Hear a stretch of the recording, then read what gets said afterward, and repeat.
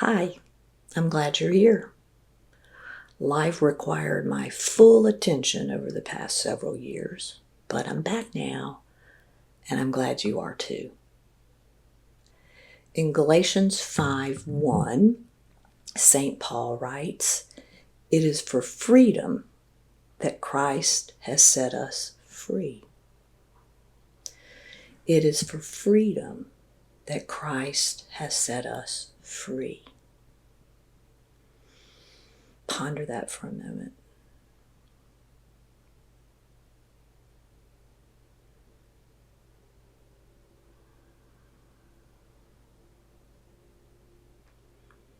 Harriet Tubman said, "I freed 1,000 slaves, and I could have freed 1,000 more if they only knew they were slaves."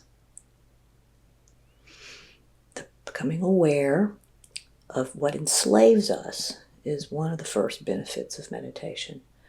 And of course, I think we can all readily admit that we are frequently slaves to our own egos and our own agendas. And God's invitation is for us to be on God's agenda. So the practice of meditation helps us discover where we are enslaved, where we are not free. Our freedom is already given. So the practice is designed to recognize where we bind ourselves and to discover what has blinded us to our true nature of freedom. Meditation is not about striving. It is an invitation to cultivate silence long enough to note the chains we forgot we are wearing. These chains manifest themselves in many different ways of physical sensations, pain in the body, tension, habits of thought, negative thinking, fears we might be carrying, the desire to hold on. And meditation teaches you to pay attention where your mind goes, stories you repeat, judgments you cling to, expectations about who you must be. In meditation, there's no need to fix anything, only to see and to notice, to see clearly. Noticing and seeing and not clinging. And that includes primarily when you're in your silence, which you will be invited to do on your own at the end of this meditation. When you're in your silent time and noises are going around outside, a lawnmower, or inside with children calling your attention, whatever it may be, during that time, and sometimes you even get distracted by like, oh my gosh, I have this great enlightenment, and you got to let go of that too. And that's hard sometimes, but it will come back. So the invitation is you notice the thoughts that you're having, you notice the noises, and you let them go. It's a great training, by the way. So to be clear, meditation is what sets us up for contemplation, which I refer to as resting in God. Contemplation, the word means with temple. So you are in and with the temple of God. And so meditation helps you get to the resting spot, okay? So you have to learn the contents of your mind. And so then you learn to let go of any physical sensations and mental concepts that you want to analyze or interpret. Now's not the time. So bottom line is meditation is what we do for God, and contemplation is the gift God gives you. It's not something you attain. It is a gift that is given. And so every meditation practice is designed to create the space for resting in God. And we all need rest these days, don't we? As Zen teacher Baker Roshi once said, enlightenment is an accident. meditation makes you accident prone. So by learning to let go and noticing, we create a welcome space in the center of our hearts and our body for God's love to dwell. Now, God is already there. We just need to be reminded. Sometimes we're just not aware of it. And this type of practice I'm doing today is a reminder of God's dwelling in you. And that's freedom. Again, freedom doesn't require the effort. It requires trust. Trusting in who you really are. Who God says you really are. So Christ sets us free, not from all struggles, because we're always going to have struggles, but by revealing that we are more than what binds us. We are more than those struggles. And this indwelling of God's loving presence is God's gift to you. God's love is holding you, all of you. And when we learn to love all of ourselves, all parts of ourselves, we learn to stop attacking ourselves and those around us. And that is a love revolution. And that is freedom. One more scripture before we start our practice. John 8:36. So if Christ set you free, you will be free indeed. So to get started for our practice, get yourself into a comfortable position with a straight back and your feet, both feet on the floor, if that's comfortable for you. And gently lay your hands in your lap. And when your body demonstrates that it's open and attentive, it's easier for you to receive. So it's very important to have your body, this is something different going on, body. I am preparing, to have God's presence be manifested in me where I can see and receive. So, you want to do something a little bit different than just slumping around. So straight back. If you want to lie down, that's fine.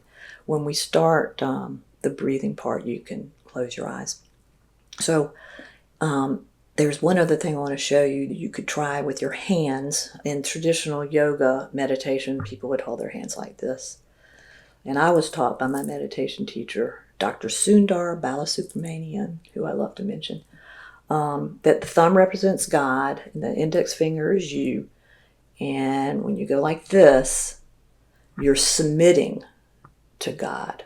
You're in a state of submission. And all these things over here are your thoughts. They're going to try to interfere, but we're going to work on that.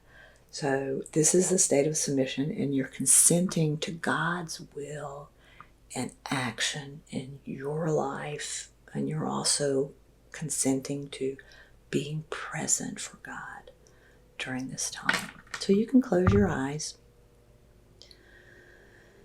and just concentrate on your breath. In and out.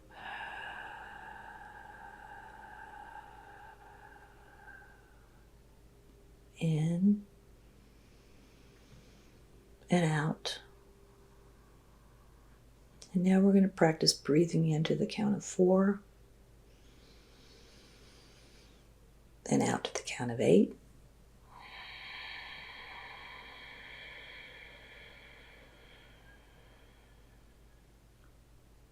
Into the count of 4. Out to the count of 8.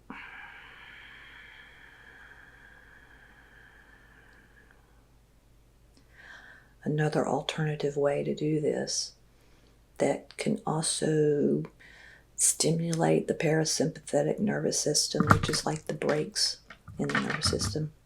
Another way of doing this is you breathe into the count of 4 through your nose. Pause to the count of 2, and then breathe out through the mouth to the count of 8.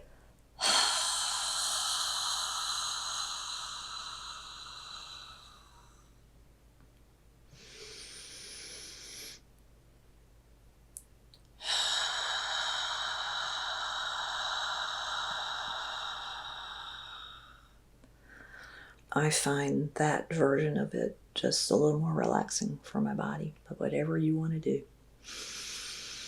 So just now continue breathing normally, keep your eyes shut, and just notice how your body starts relaxing. You can return to your breath anytime during this practice. You will be invited at the end to sit in your silence for hopefully 12 minutes.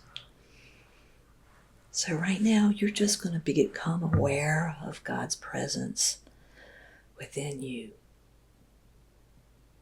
It is you.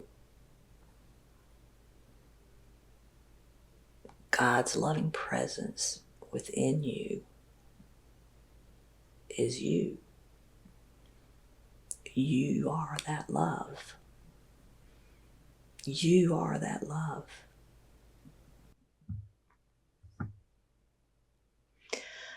And that's the love that sets you free.